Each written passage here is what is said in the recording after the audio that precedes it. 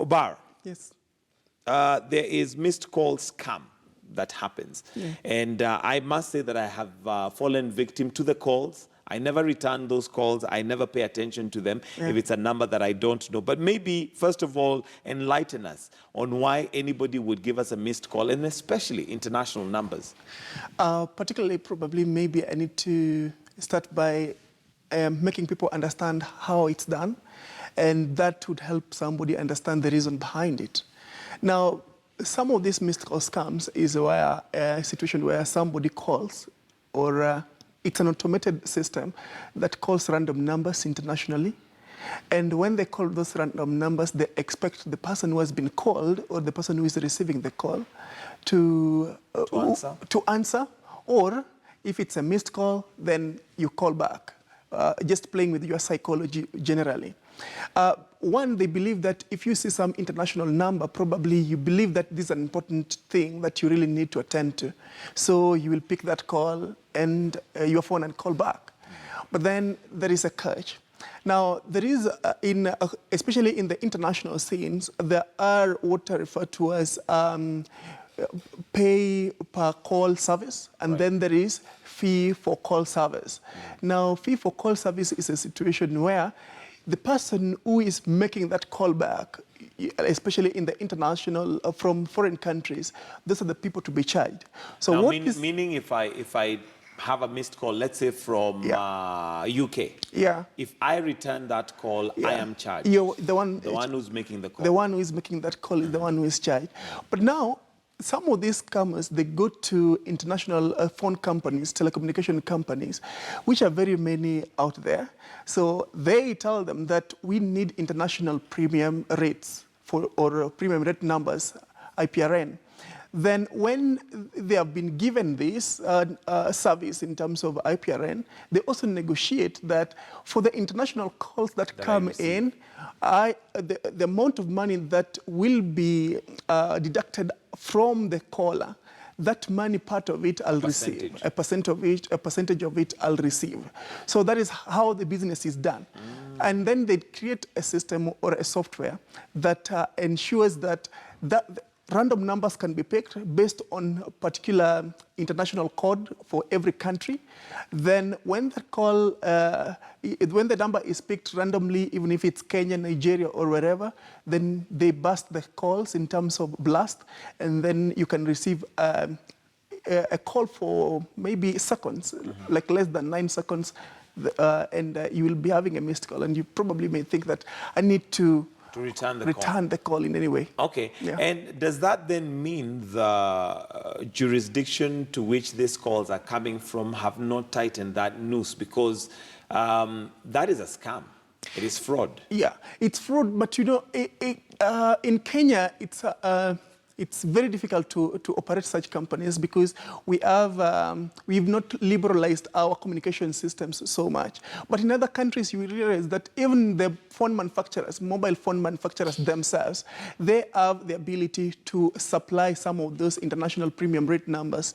And they have like what is known as phone service or phone call service management for the people who are buying those phones. So they can give you the SIM cards, they can give you other services that are also attached, including banking services that are also integrated to that. Because they have liberalized their communication, telecommunication systems in a way that it's easy for people to make business out of it. Ideally, the intention was to ensure that businesses could easily grow because individual small companies like startups could manufacture phones. In Kenya, there is no company that manufactures a smartphone today. But in other countries, it's a very normal thing. People manufacture phones even in their small kiosks or garages. Okay, so now, what should I do to safeguard myself? First of all, you need to understand where that call is coming from, and particularly the country. One, there are countries that are really known for this. They're notorious for the notorious do we know which countries those are? Nigeria is particularly... You know, when I said I get a call from UK, I was avoiding to use Nigeria. But anyway, go on. Yeah, Nigeria is particularly known for this. And it's not just about missed calls as such, but they also ensure that they take your voice. Not today, In Kenya, for example, only Safaricom is trying that business out where you can authenticate. Yeah, you can authenticate certain transactions using your voice. In other countries, it's used in everything. In the courts, it's used in the banks, it's used in paying electricity bills and all that. So there is what is known as voice synthesis and voice printing service. This enables scammers to get what is known as voice banks. Means that they take a huge amount of data in terms of people's voices and then truncate them in terms of trying to identify the person so they can match your voice with your particular details, like if it's banking transactions and all that, by just analyzing how you've been communicating. And that is why when you receive such a call, the first thing probably you will hear a silence on the other end, but you'll be saying some words like hello or something like that. When you say hello or yes or anything, they pick that voice, try to analyze it. And not even them doing it physically. There is a machine that analyzes that. There are syndication services for voice analytics out there that try to match that person who is speaking on phone and the person who is, and your particular details like the ones that you use in daily life. Now, this has been used extensively, especially by investigators, especially the people, companies or entities or agencies that are investigating cyber crimes around the world.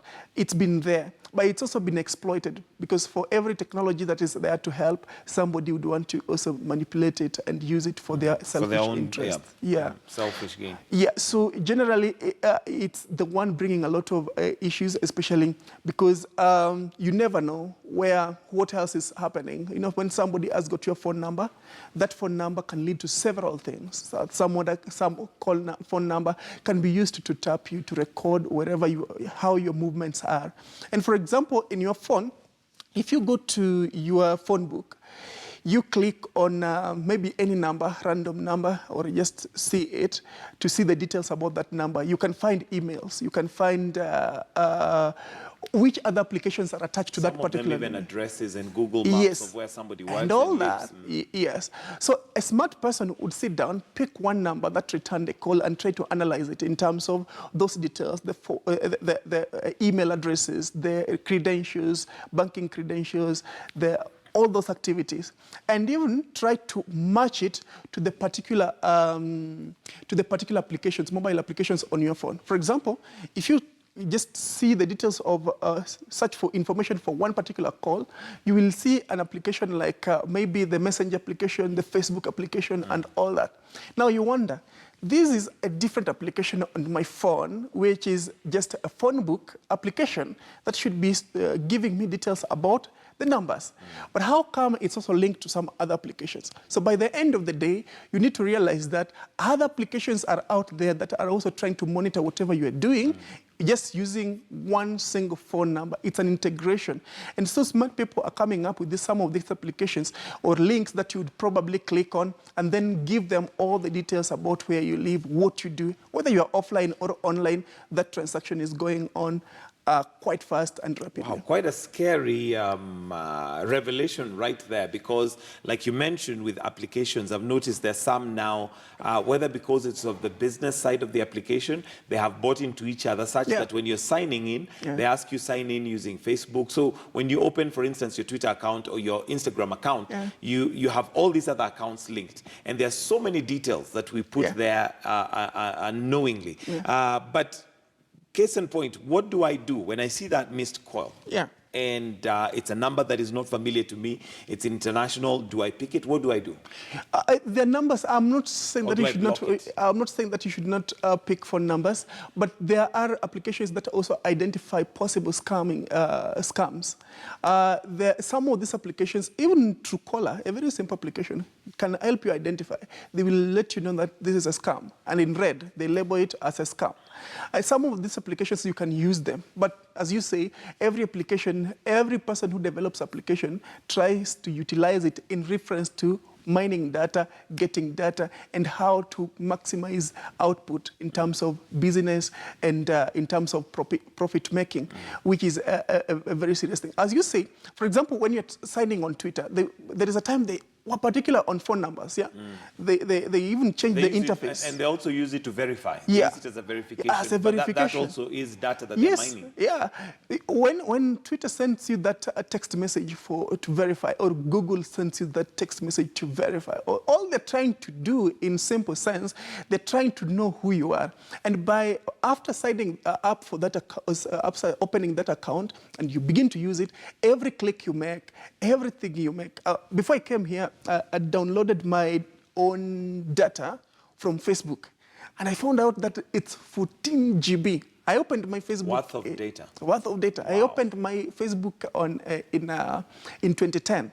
Now, over a period of time, like around 7 to 8 years, I've accumulated around 14 gigabytes of data, of information. And that is what they use. And that information is what? Pictures, videos? Now, that information, it can be... Because 14 GB is huge if you think in terms of just written text. Yeah. Now, it can be pictures. There are pictures, message, everything you've ever done on Facebook. Pictures, anything you've liked, anything you've uploaded, photo or any of that. But there is one important part of that content that I paid attention to, and those are the HTML files. Now, HTML Break it down for us. What is it? What are HTML files? Now, these are like coded files that help you to link up to your to link up to the platform that you've signed up for. Some of these HTML files, it was a huge one. It gives details about every particular transaction that you've ever made on your account.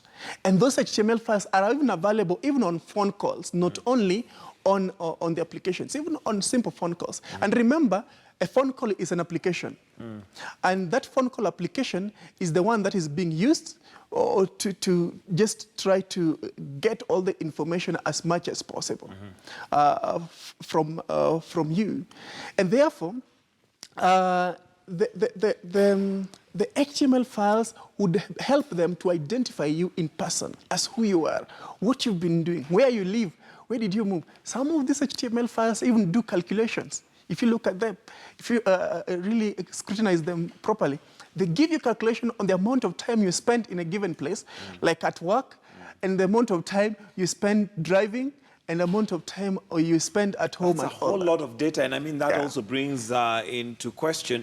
We do know that Mark Zuckerberg was before the Senate in the US, and this was because of data harvesting and data that he was availed to certain institutions that they used, of course, against politically against or rather used to their advantage politically, and that of course is a big thing. So, question is, how safe is our data? First of all, you need to understand that there is no privacy in the digital world. None whatsoever. We better just forget that thought. The bottom line. Wow. Because by the end of the day, whatever you do online, somehow someone is seeing it. For example, even if you're chatting, even if it's a text message, that text message is in some server. Even if it's a phone call, that phone call is in some server somewhere. It's passing somewhere. Your only work is to create that content. That is the only work. That is the work that you're engaged in. But anything else around it, someone else is able to say it. So that is the bottom line. Second thing, what you can do to secure your information and data, it's very simple. First of all, be careful. Understand all the things that you're trying to sign up to. If it's you're signing maybe an account on Facebook, Twitter, or wherever, go through the terms and conditions.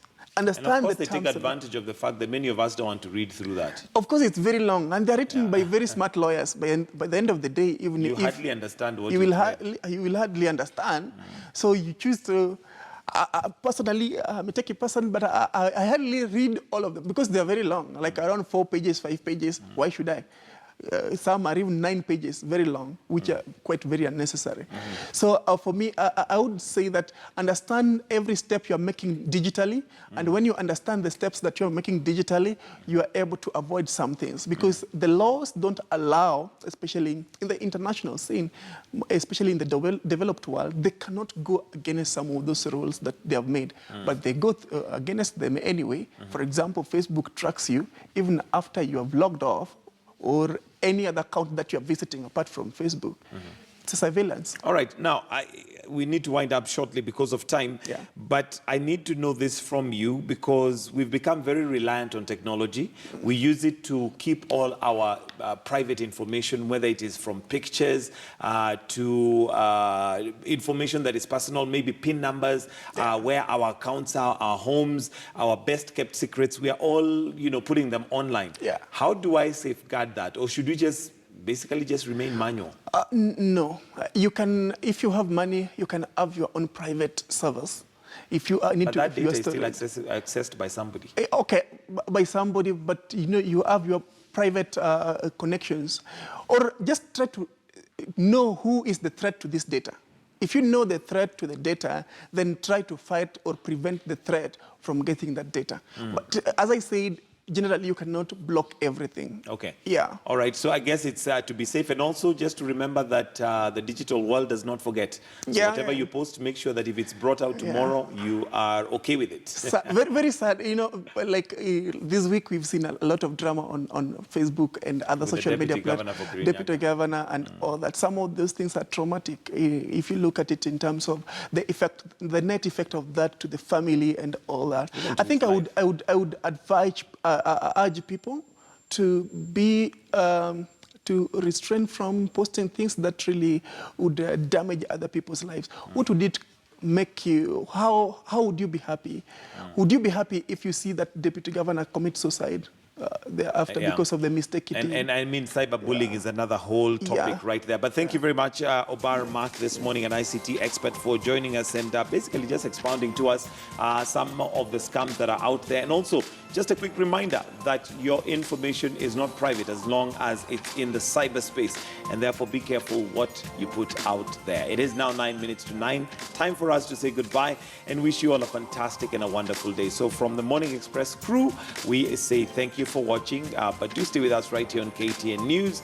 We do have News Center coming up, and there's more news and reviews. Otherwise, do have yourselves a wonderful and a productive and a technology-free day if you can. God bless. Thank you.